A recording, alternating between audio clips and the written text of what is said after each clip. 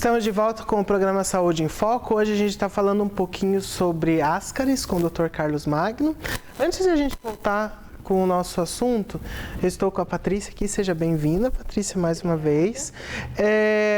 E hoje ela trouxe uma dica bem importante. Todos nós vamos viajar e fazemos planos, enfim, mas às vezes a gente tem um pouco de medo, principalmente por causa do idioma, né? Então, quanto que eu preciso saber de determinado idioma para eu estar podendo ir viajar? Ok, essa é uma pergunta bem interessante, né? Osvaldo, para a gente poder ter a resposta, primeiro precisamos saber para qual país você vai, qual é o teu perfil e qual é o teu objetivo. O país que me refiro, por exemplo, assim, né? Eu estou indo para a França, certo? Eu vou para cidades grandes, então nas cidades maiores as pessoas costumam falar inglês. Eu já falo inglês, sim ou não? Eu preciso de francês só para fazer um primeiro contato, quebrar o gelo, que a gente sabe que, teoricamente, né? Não, mas é o que acaba acontecendo. Eles são mais receptivos quando percebem que você fala um pouco do francês.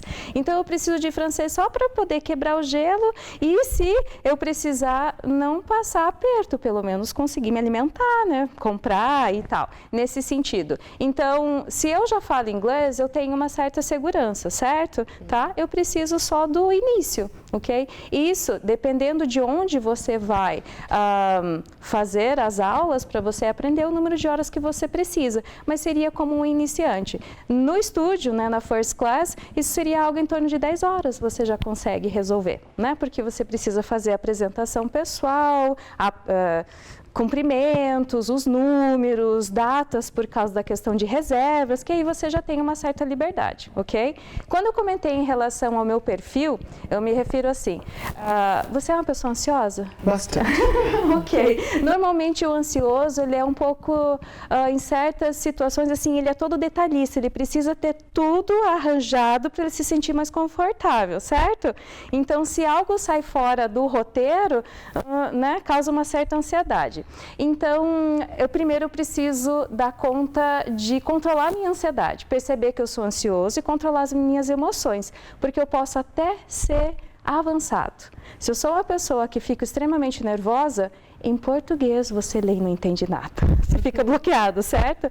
Então, né, é importante eu estar ciente disso, me preparar não só em relação ao idioma, mas vamos supor, eu estou viajando, o idioma, escolhe um idioma, por favor. Italiano. Italiano, ótimo. Quanto ao italiano, eu vou para a Itália, eu vou para a Itália sozinho, e eu vou viajar sozinho e eu quero dar conta não só de me virar, porque se eu quero me virar, que seria assim, situações de locomoção, isso já está até mais fácil porque você consegue usar Google Maps, certo? Mas eu quero ir para cidades pequenas, eu preciso não passar fome, né? Eu quero fazer compras. Se eu for básico e não for muito ansioso, eu dou conta, ok? Não, eu quero conhecer histórias, eu quero interagir com as pessoas, eu quero fazer um mochilão. Eu diria assim que, além do básico, é interessante que você seja, no mínimo, pré-intermediário. O que seria um pré-intermediário? É aquela pessoa que ele não só bate papo, ele consegue contar uma história. Ai, falta vocabulário, sim, mas eu não me aperto porque eu explico quando eu não sei a palavra. Eu não lembro como diz aquilo, mas eu falo, olha, o objeto que você usa para fazer isso, certo? Eu já sou um pré-intermediário, tenho uma certa fluência. A partir desse nível, você consegue aproveitar, né? E é claro que se você já é o intermediário, que aí você consegue expressar suas opiniões, você resolve problemas mais tranquilamente, porque você está mais calmo, né? Você se sente mais seguro. Mas um pré-intermediário, ele já consegue fazer interação tranquilamente. Muito bem. Muito obrigado. Até a próxima. Até. Doutora, então voltando à nossa conversa, ao nosso bate-papo, depois que é diagnosticado, né? Qual que é o tratamento? Então vamos lá, primeiramente para o diagnóstico, às vezes não é tão fácil assim, né? Então tem que ser feito um exame de fezes, geralmente o parasitológico de fezes ele vai trazer ou o verme ou os ovos, então isso tudo vai aparecer no exame de fezes, né? O tratamento tem uma cultura de que uma vez por ano você tem que tomar desverminante, né? Isso é uma coisa bem popular. Hoje em dia não há essa necessidade, Então você vai tratar esse tratamento profilático, digamos assim, né?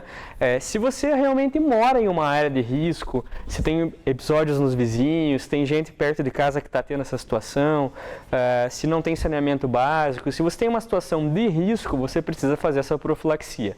Se não, você vai fazer se você tiver esse diagnóstico de ascaridíase. Então vai ter alguns sinais e sintomas, às vezes até aquela criança que tem aquela barriguinha de verme, né? Mais barrigudinha, mas realmente assim, o exame de fezes vai demonstrar que você tem ovos de ascaris. Qual é o tratamento então após o diagnóstico? Você tem alguns tratamentos hoje em dia, o mais comum, mais conhecido é o albendazol. Medicação em dose única, elimina os vermes, sucesso. Você tem algumas outras medicações como o mebendazol e você tem algumas medicações mais modernas como a nitazoxanida, que é uma medicação que você faz a tomada em 3 dias, ela tem um espectro um pouco maior e também age sobre os ascaris, sobre outros tipos de verminose. Então o tratamento é básico, simples, geralmente de 1 a 3 dias e o que você tem que prestar atenção? Que você pode reinfectar. Então, se você continua naquela situação de risco, você pode ter uma nova infecção. Então, não é assim, uma vez curado, nunca mais terei lombrigas, né? Mas assim, você pode, se você continuar se expondo a situações de risco, você pode continuar se reinfectando. Então, é necessário fazer esse tratamento, às vezes avaliar até a situação familiar, você não precisa tratar outros membros da família, né? E aí, com todo mundo tratadinho, aí a chance de você pegar isso é menor. Doutor, é importante a gente desmistificar algumas coisas aqui. Você comentou em relação ao tomar uma vez por ano, né? E dizia-se muito, os antigos, que tinha que ser no mês que não tem R, né? Nos meses que não tem R. Isso é um mito. É um mito, é apenas cultura popular. É um mito, assim, não é nada prejudicial, né? Não vai fazer mal, mas assim, não é necessário hoje em dia que você tome vermífugo uma vez no ano. Não precisa, porque muito disso era porque antigamente não se tinha um saneamento básico adequado, não se tinha essa situação de higiene adequada. Então hoje em dia, somente se você mora em uma região de risco, você precisa fazer essa prevenção. E para nós finalizarmos, existe prevenção? A prevenção são basicamente maneiras de higiene adequada, cuidar com alimentos e água contaminada. Então, lavar bem as mãos antes de comer, lavar os alimentos, cuidar com a sua fonte de água, então tá sempre atento para isso, né? Se você não tem saneamento básico adequado na sua rua, cobrar as autoridades para que isso seja colocado efetivamente lá. Então, basicamente, a prevenção é você possuir hábitos de higiene adequados para que você possa se manter limpinho, digamos assim, né? E evitar uma contaminação com ovos de ascaris. Muito bem. Vamos deixar então uma mensagem final do programa de hoje para os nossos telespectadores. A mensagem final é que ascaridíase, apesar de não ser tão comum como antigamente, ainda existe. Então ainda existe lombriga, ainda existe verminoses, né?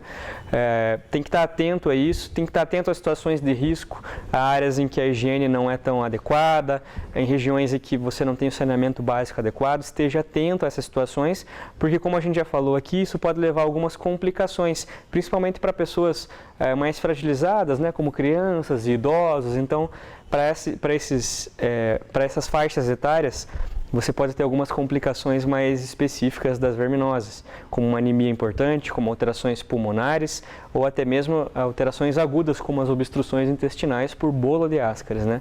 São situações que a gente não gostaria que acontecesse com ninguém, então esteja atento principalmente às questões básicas de higiene pessoal e higiene sanitária. Muito obrigado, doutor, pela participação. Muito obrigado a você que nos acompanhou hoje no programa Saúde em Foco. Amanhã tem mais programa aqui pela TVE, canal 58.1.